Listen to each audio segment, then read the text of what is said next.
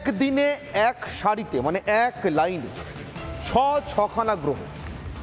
আর এমন নয় যে ছটাতেই শেষ, বলা ভালো 4 থেকে যা শুরু হয়েছিল 5, 6 হয়ে সেটা আবার 7-এর দিকে দৌড়চ্ছে। মানে এরপরে ফেব্রুয়ারিতে 7খানা গ্রহ আসবে এরকম এক লাইনে এক সারিতে। মহাকাশে যা ঘটে চলেছে এবং ঘটতে চলেছে তা নিয়ে আমাদের আজকের এই রাত 9টার বাংলার প্রাইম টাইমের বিশেষ মহাকাশে মহামিলন। আপনাদের সঙ্গে রয়েছে আমি অনির্বাণ, আর আমার সঙ্গে সমাদৃতা। মহাকাশে মহামিলন যেমনটা অনির্বাণ বলল, রীতিমতো প্যারেড করে সারিবদ্ধ 6 গ্রহ। আজ সন্ধ্যা থেকে মহাকাশে এই বিরল মহাজাগতিক দৃশ্য দেখতে পাওয়া যাচ্ছে। কাদের দেখতে পাওয়া যাচ্ছে? শুক্র, মঙ্গল, বৃহস্পতি, শনি, নেপচুন, ইউরেনাস। যদিও নেপচুন ইউরেনাসকে কিন্তু খালি চোখে দেখতে পাওয়া যাবে না। এই 6টি গ্রহ এক সারিতে সেজেছে। রাতের আকাশে কার্যত গ্রহ নক্ষত্রের খেলা চলছে। এটাকে বলা হয় প্ল্যানেটারি প্যারেড। খালি চোখে দৃশ্যমান কারা? দৃশ্যমান মঙ্গল, বৃহস্পতি, শুক্র এবং শনি। ইউরেনাস, নেপচুনকে দেখতে কিন্তু টেলিস্কোপে চোখ রাখতেই হবে। পশ্চিম থেকে পূর্ব দিগন্ত ঘিরে একটা সরল রেখায় এই গ্রহগুলিকে দেখা যাচ্ছে, ঠিক যেন কুচকাওয়াজ করতে বেরিয়েছে। এরপর যেরকমটা অনির্বাণ বলল, ফেব্রুয়ারিতে বুধ 7ম গ্রহ হিসেবে গ্রহের এই প্যারেডে যোগ দেবে। চলতি মাসের 21 তারিখ থেকে মহাকাশে গ্রহদের সমাহার খালি চোখেই দেখা যেতে শুরু করেছিল, যদিও আজ একেবারে স্পষ্ট দেখা যাচ্ছে এই 4 গ্রহকে। আগামী 28শে ফেব্রুয়ারি পর্যন্ত মহাকাশে দেখতে পাওয়া যাবে এই মহাজাগতিক ঘটনা। কোথা থেকে কতটা কি দেখতে পাওয়া গেল, কি বলছেন জ্যোতির্বিজ্ঞানীরা, সেই সবই আজকে তুলে ধরবো বাংলার প্রাইম টাইমে। একেবারেই সমাদৃতা, মহাকাশে মহামিলনে যে 6টা গ্রহকে দেখতে পাওয়া যাওয়ার কথা বলছিল সমাদৃতা, কাল আপনারা জানেন সাধারণতন্ত্র দিবস, এবং সাধারণতন্ত্র দিবসে বড় প্যারেড, রিপাবলিক ডে প্যারেড। এই মুহূর্তে মহাকাশে যেন একটা প্যারেডই চলছে। এক লাইনে এক সারিতে যেন নিয়ম মেনে প্যারেড করছে 6 গ্রহ। সেই 6 গ্রহরই নানা ছবি, অবশ্যই অনেকটাই আর্টিফিশিয়াল ইন্টেলিজেন্স বা কৃত্রিম বুদ্ধিমত্তা ব্যবহার করে তৈরি করা ছবি। তার কারণ খালি চোখে আপনারা ইতিমধ্যেই মহাকাশে এই গ্রহগুলোকে দেখতে পাচ্ছেন। যে গ্রহগুলোর কথা, যে 6টা গ্রহের নাম বলছিল সমাদৃতা, ঠিক এইভাবে দেখতে পাচ্ছেন, যেভাবে আমাদের স্ক্রিনে সাজানো রয়েছে ঠিক এইভাবে মহাকাশে একদম নিচ থেকে উপর পর্যন্ত 6খানা গ্রহ দেখতে পাচ্ছেন আপনারা এক লাইনে এক সারিতে। যেহেতু বিষয়টা গোলাকার বা উপবৃত্তাকার অনেকটা, তাই এরকমভাবে লাইনটা ব্যাকা মনে হলো। আসলে মহাকাশে কিন্তু এরা একই লাইনে রয়েছে। আর সেই ছবিটাই এই মুহূর্তে আপনি যদি মহাকাশে চোখ রাখেন যে কোনো প্রান্ত থেকে পৃথিবীর, আপনি এইভাবে দেখতে পাবেন এক লাইনে এক সারিতে মহাকাশে 6 গ্রহের মহামিলন। আপনি যদি বাড়ির ছাদে উঠে বা একেবারে কোনো খোলা মাঠে খোলা প্রান্তরে দাঁড়িয়ে দেখেন, তাহলে ছবিটা আপনি এইভাবে দেখতে পাবেন।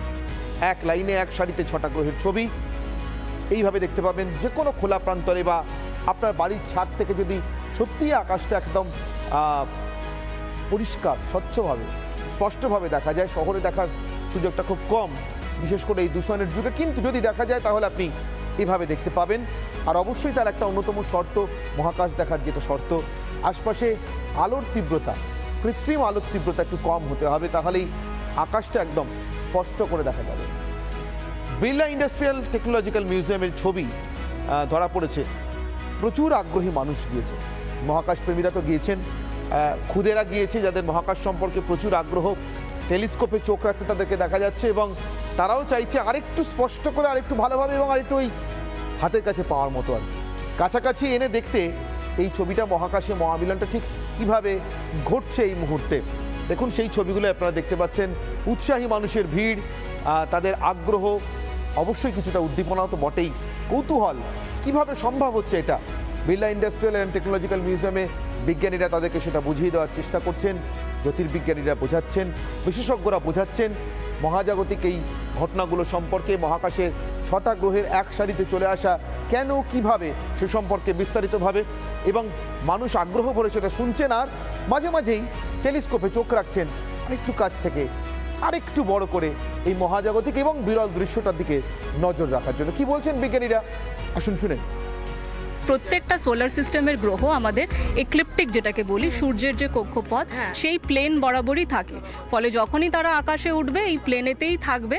এদেরকে একসঙ্গে দেখতে পাওয়া এই ডিস্টেন্সে পাওয়া, খালি চোখে দেখতে পাওয়া 4 জনকে এবং মানে আরো 2 জন যারা রয়েছে আমি জানি এই প্লেনের মধ্যে, এইটা হচ্ছে বিরল, এইটা হচ্ছে ইন্টারেস্টিং। খালি চোখে দেখা যাচ্ছে এবং ইভিনিং স্কাইতে আমরা 4 জনকে একসঙ্গে খালি চোখে দেখে ফেলতে পারছি, এইটা একটা পাওনা। মানে সেটা কি জুপিটার ওই পার্টটাতে দেখা যাচ্ছে, জুপিটার আর তার 4টে মুন ওখানে এমনি দেখা যাচ্ছে, টেলিস্কোপেও ধরা যাচ্ছে।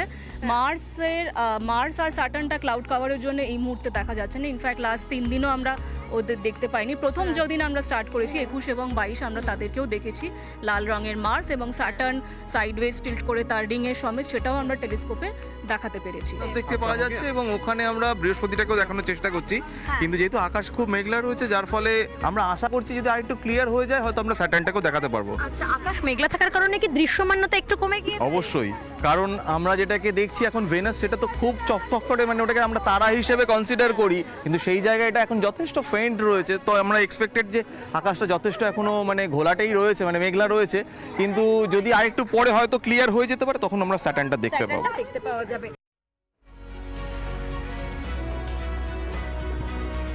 আকাশ মেঘাচ্ছন্ন ছিল সকাল থেকেই আজকে, এবং মেঘলা আকাশ থাকার জন্য দৃশ্যমানতা কিছুটা কম নিঃসন্দেহে ছিল, কিন্তু দৃশ্যমানতা কম থাকলেও উৎসাহে কিন্তু একদম কমতি ছিল না। সকাল থেকে বহু মানুষ ভিড় জমিয়েছেন এবং বিড়লা তারামণ্ডলে যেরকম অনির্বাণ বলছিল খুদে থেকে বড় প্রচুর মানুষ কিন্তু হাজির হয়েছিলেন আজকে শুধু একবার দেখবার জন্য। তবে সকাল থেকে তো দেখতে পাওয়া যায় না, সন্ধেবেলা দেখতে পাওয়া যায়। যখন পৌঁছে গেছিলেন আমাদের প্রতিনিধি এলিনা গিয়ে সেখানে দেখলেন বেশ জমজমাট ভিড়। অবশ্যই জ্যোতির্বিজ্ঞানীরা যারা রয়েছেন, আধিকারিকরা যারা রয়েছেন বিড়লা তারামণ্ডলে, তারা তো ছিলেনই। সাধারণ উৎসুক জনতা যারা একবার টেলিস্কোপে চোখ রাখতে চান ওই দূরে ইউরেনাস নেপচুন তাদেরকে দেখার জন্য, তারাও ছিলেন। তাদের সঙ্গে কথা বললেন এলিনা, তাদের উৎসাহ একেবারে উপচে পড়ছে। শুনুন এলিনার সঙ্গে তাদের কি কথা হলো। বিরলতম ঘটনা, 21 জানুয়ারি থেকে 29 জানুয়ারি পর্যন্ত সান্ধ্য আকাশে গ্রহদের প্যারেড দেখা যাবে। 21 জানুয়ারি থেকে মহাকাশে শুরু হয়েছে মঙ্গল, শনি, বৃহস্পতি, শুক্র, এই 4 গ্রহের প্যারেড, যা সচরাচর খালি চোখে দেখা যায় না। কিন্তু 21 থেকে 29 জানুয়ারি পর্যন্ত খালি চোখে দেখা যাবে এই 4 গ্রহকে, অর্থাৎ সূর্যকে প্রদক্ষিণকারী গ্রহরা একই পথে কিন্তু যাত্রা করবে। আর সেটাই খালি চোখে দেখতে প্রচুর মানুষ আজকে ভিড় জমিয়েছেন বিড়লা মিউজিয়ামে। টেলিস্কোপে চোখ রেখে তারা এই মুহূর্তে দেখছেন মহাকাশে এই অতি জাগতিক ঘটনা। এবং বিড়লা মিউজিয়ামে এই মুহূর্তে টেলিস্কোপে প্রচুর খুদেরা এসেছেন, প্রচুর স্কুল থেকে তারা এসেছেন। আমি এই মুহূর্তে নিজে একটু চোখ রাখবো যে কিভাবে তারা দেখছেন। এই মুহূর্তে একবার আমি দেখার চেষ্টা করব যারা এখানে রয়েছেন। এবং এই মুহূর্তে যেটা দেখা যাচ্ছে যে শুক্রকে আমরা, অর্থাৎ ভেনাসকে আমরা দেখতে পাচ্ছি, ভীষণ সুন্দর লাগছে দেখতে। এরিনা তো ভেনাস দেখতে পেয়েছে, এবং যারা খুদেরা চোখ রাখছিল বা তাদের সঙ্গে আসা বাবা মায়েরা যারা চোখ রাখছিলেন তারা কটা গ্রহ দেখতে পেলেন তাদের সঙ্গেও কথা বলেছে এলিনা। মেঘলা আকাশের জন্য খানিকটা সমস্যা হয়েছে বই কি, তবে কিছুটা তো দেখতে পাওয়াই গেছে। কতটা দেখলেন তারা, শুনুন তাদের মুখেই। খুব ভালো লাগছে, আমি ভেনাস দেখলাম, এটা আমার ফার্স্ট টাইম। আর যতটুকু দেখতে পেরেছি সেটাই তো নতুন, তাই সেটাই খুব ভালো লাগলো দেখতে। আর এখনো চলবে, শুনেছিলাম খবরেই যে অনেকগুলো দিন, যদি নেক্সট কোনো দিন দেখানো হয়, যদি বাড়িতে থাকি তাহলে আবার আসবো। যদি আকাশ পরিষ্কার দেয়, আকাশ সাথ দেয়, তাহলে নিশ্চয়ই দেখতে পাবো আরেকটু সুন্দর করে। অনেক দেখার তো ভেনাস দেখতে পেয়েছি, হ্যাঁ ওটা দেখার জন্যই তো। মহাকাশ নিয়ে জানার খুব ইচ্ছা রয়েছে কি? ভালো লাগে? হ্যাঁ, সাবজেক্টটা ভালো লাগে, ইন্টারেস্টিং। হ্যাঁ। তো কেমন লাগছে আজকে এইভাবে খালি চোখে ভেনাসকে দেখে? অনেক ভালো লাগছে। আচ্ছা, এরকম ঘটনা কি প্রথম ঘটছে? না, নয়, বিজ্ঞানীরা বলছেন, আপনারা শুনলেন। এরকম ঘটনা কি এ মাসেই একটাই ঘটছে? না, তাও নয়। সাম্প্রতিক সময়? না, তাও নয়। বেশ কিছু ঘটনা ঘটে গিয়েছে, ঘটছে এবং ঘটতে চলেছে। আসুন এক ঝলকে দেখে নিই। মহাকাশে মহামিলনের মতো এমন মহাজাগতিক আশ্চর্য বা বিরল ঘটনা গত 1-2 মাসের মধ্যে কি ঘটেছে, আর সামনে অন্তত 1 মাসের মধ্যে আমাদের সামনে কি কি দেখার সুযোগ রয়েছে। আসুন একবার চোখ বুলিয়ে নিই। আজ এক সারিতে 6 গ্রহ, যেমনটা বললাম, মহাকাশে এক মহালগ্ন। এক সারিতে যখন 6 গ্রহ ঘোরাফেরা করছে, আর খালি চোখে আমরা দেখতে পাচ্ছি মঙ্গল, শুক্র, শনি, বৃহস্পতিকে খালি চোখে দেখতে পাচ্ছি, যা সচরাচর সাধারণভাবে দেখতে পাওয়া যায় না। ইউরেনাস আর নেপচুন খুবই ক্ষুদ্র দেখায় আমাদের এখান থেকে, তার কারণ দূরত্ব। ফলে মহাকাশে থাকলেও এক সারিতে চলে এলেও এই 4টি গ্রহের সঙ্গে, আগের 4টি গ্রহের সঙ্গে এদেরকে দেখতে টেলিস্কোপ লাগছে। দক্ষিণ পশ্চিম আকাশে শুক্র এবং শনিকে দেখা যাচ্ছে, আর মাঝ আকাশে উজ্জ্বলভাবে দেখা যাচ্ছে বৃহস্পতিকে। মনে আছে নিশ্চয়ই আপনাদের একটা খোলা প্রান্তরে দাঁড়িয়ে ছবি দেখিয়েছিলাম আপনাদেরকে, যেখান থেকে আকাশের দিকে তাকালে দেখা যাবে সব থেকে জলজলে যে গ্রহটাকে দেখতে লাগছে ওখানে সোজাসুজি একদম মাঝ আকাশে, ওটা বৃহস্পতি। আর পূর্ব আকাশে লালচে গ্রহ মঙ্গলকে দেখা যাচ্ছে। দেখলেই বুঝতে পারবেন সব গ্রহগুলোর মধ্যে একটু আলাদা, তার কারণ লালচে। আপনার খালি চোখে ওই লালচে ভাবটা ধরা পড়বে। যারা রাতের আকাশে চোখ রাখতে অভ্যস্ত টেলিস্কোপের মাধ্যমে তারা খুব সহজেই স্পট করতে পারবেন, কিন্তু যারা অভ্যস্ত নন তারাও খালি চোখে কিন্তু দিব্যি বুঝতে পারবেন ওই লালচে ভাবটা দেখে যে ওটা মঙ্গল। 3 ঘন্টা স্থায়ী হবে এই মহাজাগতিক দৃশ্য। ফলে সময় অনন্ত আপনার হাতে এমনটা নয়, চটপট দেখে ফেলতে হবে। 3 ঘন্টা সময় কোথা দিয়ে পেরিয়ে যাবে বুঝেই পাবেন না, তারপরে আফসোস থেকে যাবে আর একটু বেশি কেন স্থায়ী হলো না, তাই না সমাদৃতা? ঠিক তাই অনির্বাণ। এবং তুমি যখন বলছিলে যে খালি চোখে লাল বলে মঙ্গলকে দেখতে পাওয়া যায় বেশি, যে কারণেই আমরা মুখে মুখে শুনতে পাচ্ছি মঙ্গলের কথা। একটা কথা জানিয়ে রাখি, একদমই এই মহাজাগতিক দৃশ্যের সঙ্গে নিশ্চিতভাবে জরুরি নয়, তবু এবছর নাকি আবার মঙ্গলের দশাও চলছে বলে বলছেন জ্যোতিষীরা। জানি না মঙ্গলের দশা হওয়ার সঙ্গে মঙ্গল দেখাও এক কিনা। এবছর আরও অনেকগুলো বড় বিষয় যেমন মহাকুম্ভের বিষয় রয়েছে, সেগুলোতেও আসবো আমরা। তবে সব থেকে বড় কথা হচ্ছে একে একে গ্রহগুলো যখন দেখতে পাওয়া যাচ্ছে তখন মহা আগ্রহটাও দেখতে পাওয়া যাচ্ছে। কিরকম আমরা দেখেছি ছোটবেলা থেকে, আমরা দেখেছি সূর্যগ্রহণ চন্দ্রগ্রহণ দেখার সময় হাতে হাতে এক্সরে প্লেট নিয়ে দাঁড়িয়ে পড়তাম আকাশের দিকে তাকিয়ে যদি একটু দেখতে পাওয়া যায়। আজকেও কিন্তু বিভিন্ন বাড়ির ছাদে ঠিক সেরকম ভিড়টাই দেখতে পাওয়া গিয়েছে। একই সঙ্গে বিড়লা তারামণ্ডলের ছবিটা যেরকম আমরা দেখালাম, সেখানে তো প্রচুর মানুষের ভিড় রয়েছে।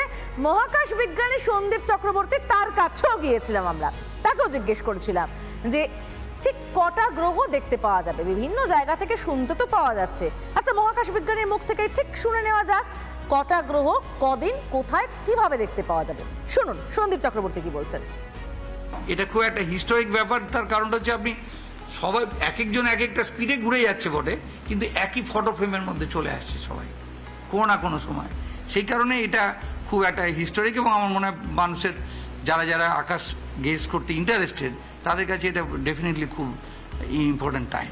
মাসে 28 তারিখে যদি দেখতে যান তখন আবার আপনাকে সূর্য ওঠার আগের যে ভোরটা, অর্থাৎ সূর্য ডোবার পরে পরে সন্ধ্যাবেলাতে যেটা দেখতেন সেটা সূর্য ওঠার আগের যদি আপনি ওঠেন তাহলে দেখবেন যে অনেকগুলো প্ল্যানেটকে আবার দেখতে পাবেন। কতগুলো প্ল্যানেট? 7খানা প্ল্যানেট থাকবে, হ্যাঁ 28শে ফেব্রুয়ারি। মানে অর্থাৎ এই মুহূর্ত থেকে আমরা 6খানা প্ল্যানেটকে একসাথে দেখছি। খালি চোখে দেখবো 4টে, হ্যাঁ। 2টো দেখছি টেলিস্কোপ দিয়ে। সেই সময়তে খালি চোখে দেখবো 5টে, 2টো দেখা যাবে টেলিস্কোপ দিয়ে। 28 তারিখের যে বিষয়টা বলছেন সেটা মার্কারি, সেটা বুধ চলে আসবে, বুধটা আসবে, বা সেটাও খালি চোখে দেখা যাবে।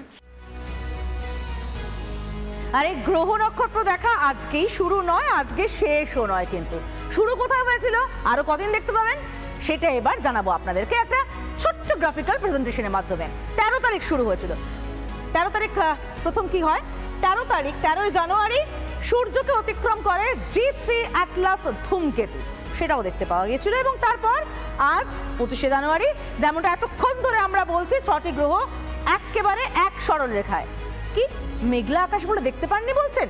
আচ্ছা দাঁড়ান, আরও আছে আপনার কাছে সুযোগ। কিরকম? ফেব্রুয়ারি মাসে 6 গ্রহের সঙ্গে যোগ দেবে বুধ, অর্থাৎ তখন সপ্ত গ্রহের সমাহার হয়ে যাবে। ফেব্রুয়ারিতে এক সরল রেখায় থাকবে 7 গ্রহ। এবং এই ডেটগুলো কবে আপনাদেরকে জানিয়ে রাখি চট করে, 28শে ফেব্রুয়ারি দেখতে পাওয়া যাবে এক সরল রেখায়। এরপর 12ই আগস্ট রাতের আকাশে দেখা যাবে উল্কা বৃষ্টিও। অনেকেই আমরা আবার খসে পড়া তারা দেখলে অনেক সময় অনেক কিছু উইশ করি, উল্কা বৃষ্টি দেখে উইশ করবেন না, দেখতে পাওয়া গেলে সেটা বরঞ্চ যদি ক্যামেরা বন্দি করতে চান করে রাখতে পারেন। এই বছরটা কিন্তু একটা ভীষণ সুন্দর একটা বছর। কেন সুন্দর বছর বলছি আমরা, এই যে মহাজাগতিক দৃশ্য দেখতে পাচ্ছি এর সঙ্গে মহাকুম্ভও আমরা কিন্তু এবছর দেখেছি। মহাকুম্ভের সঙ্গে কি মহাজাগতিক দৃশ্যের কোনো সম্পর্ক রয়েছে অনির্বাণ? নিশ্চিতভাবে রয়েছে সমাদৃতা। আসলে কি জানো, আমাদের সমস্ত কিছুই একটু অত্যন্ত মাত্রায় শেখানো হয়। ঈশ্বরে বিশ্বাস বলো অথবা অবিশ্বাস। এই কয়েকদিন আগে আমি নাম আনছি না, বাংলার এক রাজনীতিক, তিনি মহাকুম্ভ নিয়ে এমন কিছু জঘন্য পোস্ট সোশ্যাল মিডিয়ায় সমাজ মাধ্যমে করেছেন, তা নিয়ে রীতিমতো তোলপাড় চলছে। কিন্তু কজন জানেন আর জানানোর চেষ্টা করেন যে মহাকুম্ভ ঠিক যে নিয়মে মহাকুম্ভ হয়, অর্থাৎ গ্রহ নক্ষত্র অবস্থান অনুযায়ী ঠিক যেভাবে সেটা মাপা হয়, ঠিক সেই মাপেই কিন্তু ওই 6টা বা 7টা গ্রহ এক সারিতে এক সরলরেখায় আসে। গোটা বিষয়টা আসলে জ্যোতির্বিজ্ঞান ছাড়া কিছু না। আর তাই ভারতে আজও রাষ্ট্রীয় পঞ্জিকা বলতে আমরা যেটা দেখি, সেই রাষ্ট্রীয় পঞ্জিকাটার উদ্ভবকর্তা ছিলেন, সেই রাষ্ট্রীয় পঞ্জিকাকে সংশোধন করে আমাদের হাতে দিয়ে গিয়েছেন আজীবন নাস্তিক, ঈশ্বরে অবিশ্বাসী, প্রবল যুক্তিবাদী বিজ্ঞানী মেঘনাদ সাহা। আর ঠিক সেখানেই মহাকুম্ভের সঙ্গে মহাকাশে এই মহামিলনের সম্পর্ক। যখন মহাকুম্ভ চলছে তখনই মহাকাশে এই মহামিলন, একই নিতান্ত একটা অদ্ভুত ঘটনা। আমরা জানি কুরুক্ষেত্রের যুদ্ধের সময়কাল নির্ধারণ করবার জন্য কুরুক্ষেত্রের যুদ্ধের যে বর্ণনা ছিল, যে সূর্যগ্রহণের বর্ণনা ছিল জয়দ্রথকে বধ করবার সময়, সেই বর্ণনাকে কাজে লাগানো হয়েছিল। হুবহু তা দিয়ে বের করা গিয়েছিল ঠিক কোন বছর কুরুক্ষেত্রের যুদ্ধ ঘটেছিল। ঠিক সেভাবেই মহাকুম্ভ আর এই মহাজাগতিক মহামিলন মহাকাশে কোথাও মিলেমিশে একাকার হয়ে যায়। এর মধ্যে কোনো কুসংস্কার নেই, অবশ্যই একটা সংস্কার আছে যা নিতান্ত এবং ভীষণভাবে বিজ্ঞানসম্মত। যেন গ্রহের সন্নিবেশের সঙ্গে সাথে মানুষের জীবকুলকে প্রভাবিত করে, তো সেইটা তার দ্বারা যে আমরা প্রভাবিত, সেটা কিন্তু এই ঘটনাটার, এই বিরল ঘটনাটার মধ্যে দিয়ে তারই বহিঃপ্রকাশ ঘটবে। একসঙ্গে মহাকুম্ভ, এটাও একটা ব্যাপার যে সেটাও আবার এবছরই পড়ছে এবং পরপর স্নানগুলো আমরা লক্ষ্য করব। তো এটাও একটা অতিরিক্ত পাওয়া, একই সঙ্গে এই মহাজাগতিক 6টি গ্রহের সন্নিবেশ একই সঙ্গে একটি সরল রেখায়, আবার এই মহাকুম্ভ এই পিরিয়ডের মধ্যেই চলছে, এটা আমাদের কাছে একটা বিরাট প্রাপ্তি।